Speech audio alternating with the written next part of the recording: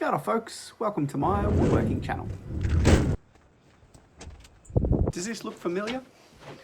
Every time you come inside from your outdoor workshop, you tread sawdust on the floor.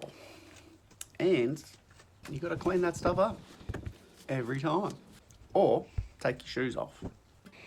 What a pain in the arse.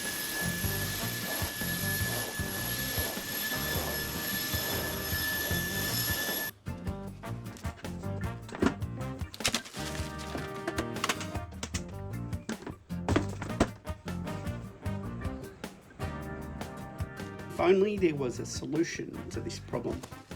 Something simple, something free.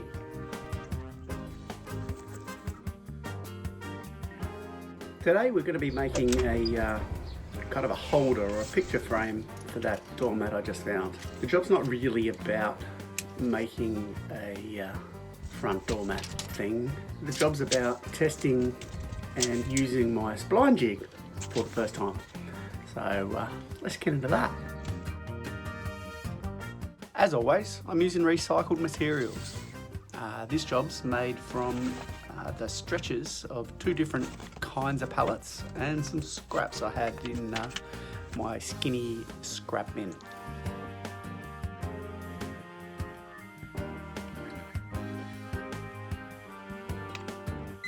The process stretches are supposed to be nail free, but you just gotta check that stuff.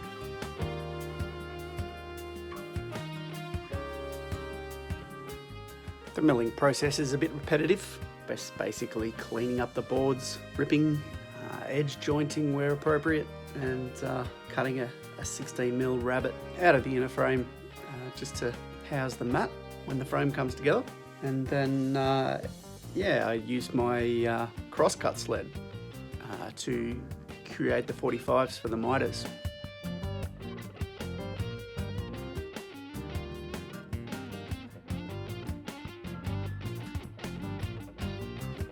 I've got a little bar set up on my crosscut sled that allows me to cut perfect 45s on material that's cut to length. So first I figure out what the full length of the piece will be, and then it slots in against that little bar and up against the front fence of the sled, and perfect mitres every time.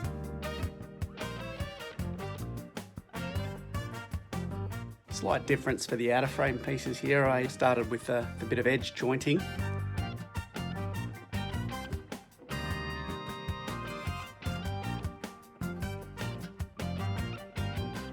And ripping to width, of course.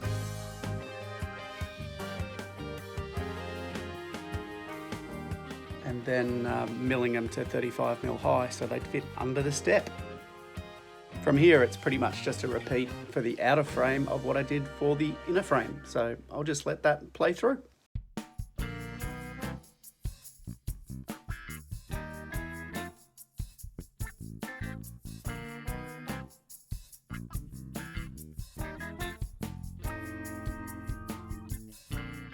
Very satisfying when it all fits together, eh?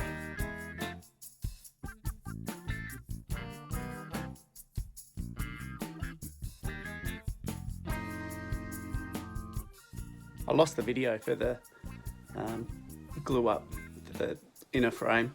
You can see how complicated it is, so I don't know how many clamps I've got on there, but it's way more than necessary. Worked out okay though, so we'll move on.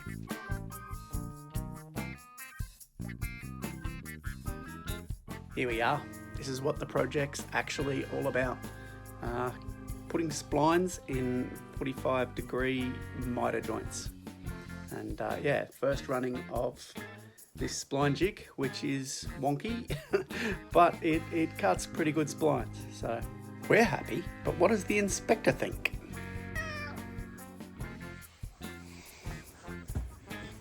Yeah.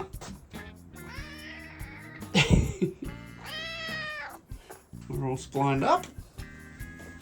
And Podrick likes it. Well, Podrick likes a pash. Trim up those splines for the inner frame and then repeat for the outer frame, but with one key improvement.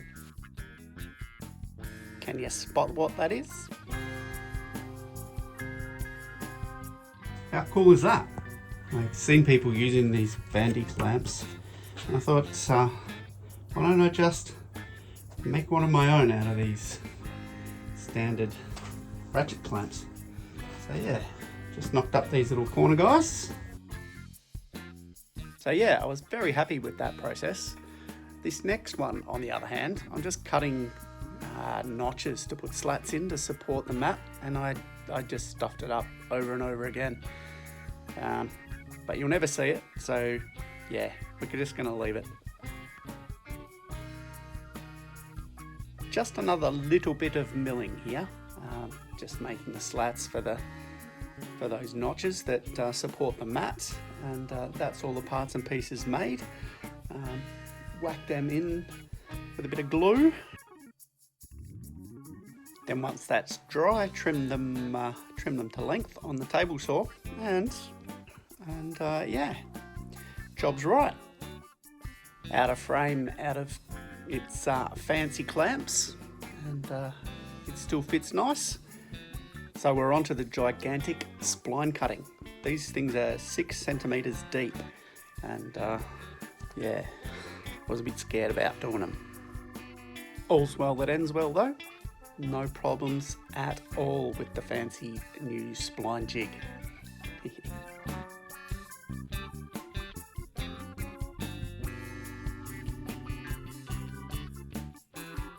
Finishing these things was almost the end of me. First I bought this horrible pink stuff, which is soluble in water, so no good for stuff that sits outside. Then I lost all the footage of the undercoating. Then it took about 4 days for the top coat to dry. It's an absolute nightmare.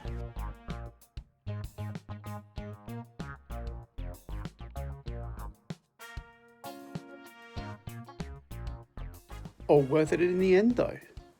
Will you just look at this thing come together on the front porch. Blends right in, cleans the feet, and no sawdust inside. What a great success. There we go, all done. If you've come this far, thanks for watching. Maybe think about giving us a thumbs up or even a subscribe. That'd be awesome. I look forward to making and sharing the next piece of woodwork with you all. Until then, look after yourselves, and I'll catch you next time. Ciao.